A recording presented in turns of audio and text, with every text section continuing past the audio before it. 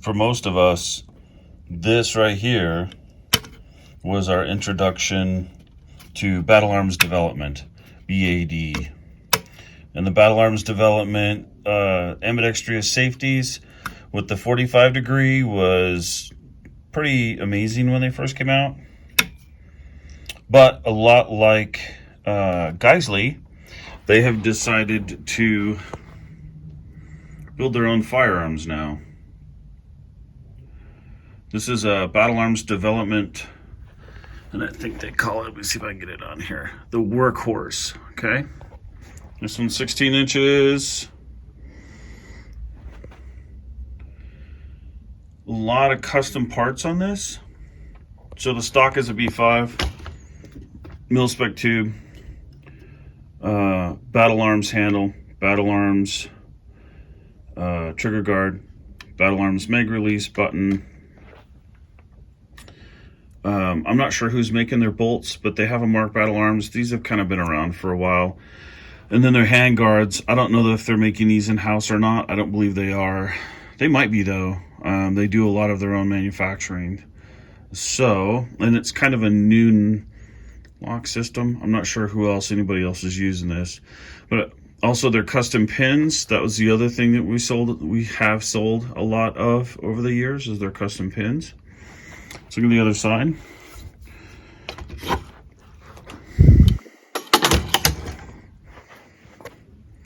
So, safety selector, very similar to the first one I just showed you. They're using the proprietary made bolt catch, and this is a proprietary mag release catch or mag release arm. What else are they making on this? Probably the upper and lowers too. It appears that they are using Roscoe barrels, okay? So not a bad choice at all. Roscoe barrels have a really good reputation in the community. Okay, so let me take this apart and we'll check some specs. So I have it tore down now. I checked the gas port. Actually, here, let's start at the very front. It's an A2 flash hider. The actual crush washer is on correctly. That's always a bonus. It's straight, so top ports, side ports are perpendicular and parallel. Roscoe barrel, 16-inch, chrome moly vanadium 4150, 1-in-7, mid-length gas system, 1-in-7 twist. The port is 076. I don't know that would be any surprise to anyone who's kind of watching the Roscoe ports. I think that's fairly normal. I believe the 16-inch mid-length ballistic advantage is also a 076.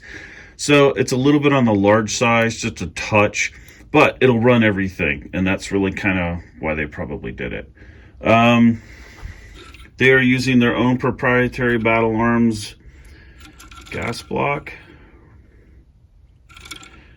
So the screws are correct. The screws actually had anti-seize on them, or not anti-seize, Loctite. I'm not sure what Loctite it is. It doesn't look like red Loctite, but it was something to retain it. It is also dimpled. Let's see if I can find it. There we go. It's dimpled, okay.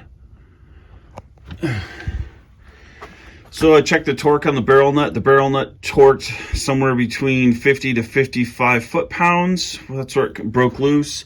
There is anti-seize underneath it. You can see that there's a little bit back here.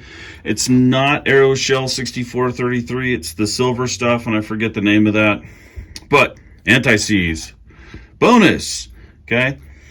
7075 T6 forged upper and lower. They are in spec. Everything fits, everything moves properly. Mil-spec tube, B5 stock. I mean, you really can't beat that. But check this shit out. Focus, there we go. Staked and staked again. So not only did they stake it once, they staked it twice and correctly. That's it's actually kind of impressive, to be honest with you.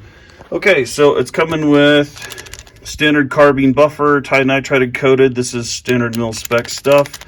I might go to an H on this in a tub flat wire or a spring co. Standard carbine spring. It'll still run with these, especially if you've got some anemic ammo, but if you're running mil spec, it's probably better to jump up in quality.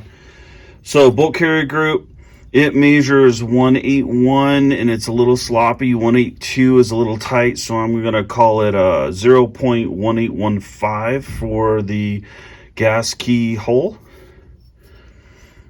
It is staked and they are not YSF fasteners.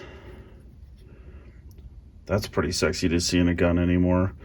Nitride coated, clearly. I don't have pieces to measure those, but it's fairly consistent. It was nice and tight. I didn't have a whole lot of bolt slop when I pulled it out. They're using the standard 3-piece gas rings. This is nitride coated. Make particle inspected. I'm not sure what they're using. I think they're using Carpenter 158, but don't hold me to that. So I checked the depth of the firing pin. It was at the minimum, but it was within specification. I'm using a standard maximum and minimum gauge to check that. Nothing major, nothing fancy. Decent part. It's not marked like a lot of the tactical crowd is doing, but I mean, that's a pin punch away. So the extractor, I don't have a gauge for this, but it appears to be correct. I checked it with a cartridge. I wasn't getting any binding. It wasn't too deep or too shallow. They are using a 4-coil extractor with the appropriate buffers and donut.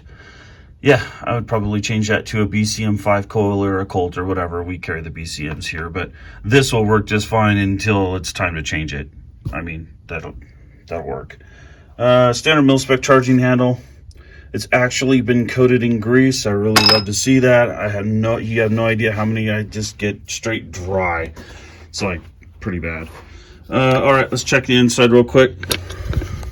Sorry. Okay. So we've got a nickel boron coated mil-spec trigger system. The buffer retainer looks correct. It doesn't look like there's any type of weird spacing in there. It looks like they actually set your retainer, so they just didn't put it in there and then not set it. So whoever made this was actually paying attention. That's pretty cool. Let me pull the bolt carrier group up here. Actually, here, let me put the buffer in first. Sorry. Okay, buffer's in. So let's use the bolt and see what kind of spacing we get.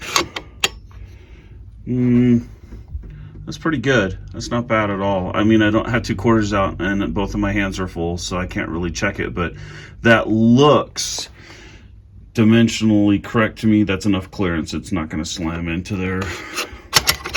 All right. So the handguard. Oh, my scale shut off. That's so bad. Okay. So the handguard is a 15-inch handguard. It's aluminum anodized. It has a decent locking system. It's actually spec'd out M-lock. I think the M-lock is actually on here somewhere. I don't see it. This may not be actually spec'd out M-lock. I thought it was. We have had no problems putting material on this, and it is not overly thick. And the channels are cut correct. That's weird. They usually put an M-lock logo on there when they use M-lock, and it doesn't seem they did. Maybe I'm just missing it. Anyway. So, 9 ounces total for a 15-inch handguard. That's a pretty good ratio. All right, so we are checking the gas port alignment. I just put the gas block back on. I torqued it back on. They are not using, they're not using the really nice screws that have the grooves on the end of it. I'll post a picture of the ones that work for that. They're really good. They're the ones that they're pretty much recommended across the board in the community. Anyway, this lines up 100%, so the dimple that is in the barrel is correct, and the gas port is actually nice and clean. So the barrel itself is pretty clean. Not shocking, really. These are Roscoe's are pretty decent barrels. We've never really seen huge problems with them, so I'm not expecting to see any type of issue in here, although it's a possibility.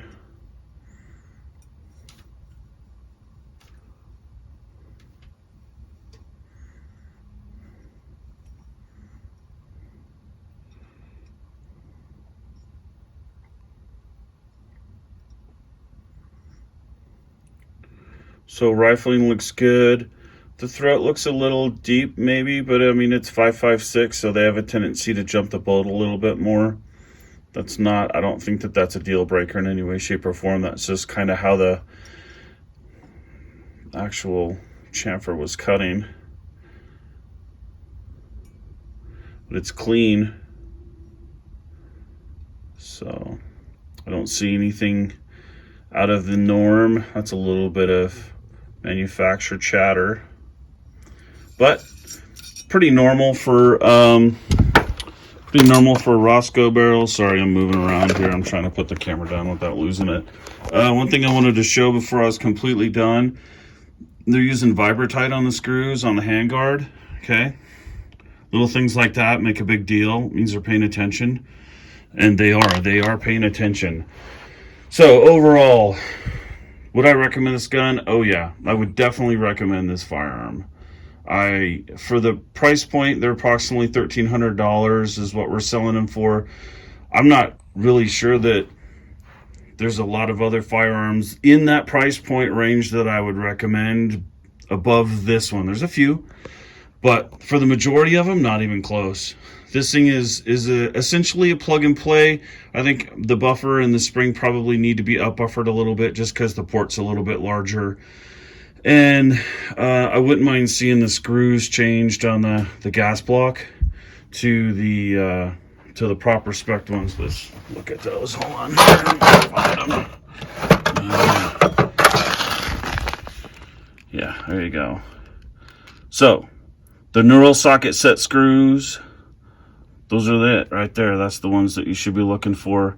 They have, if you look at them, they've got little knurlers on the bottom there. Grab onto the metal. Anyway, is that a deal breaker? Hell no, that's not even close to being a deal breaker. It's actually been dimpled, and I put red Loctite when I put them back on, but there was clearly some other type of retainer in there. So they're checking off all the blocks. The price point's really good. It's pretty much a plug and play firearm. You can put an optic on there and go run it. So definitely a thumbs up. I like what they're doing. I hope they keep it up. People need better gun choices and a lot more of them, and this is a pretty good one.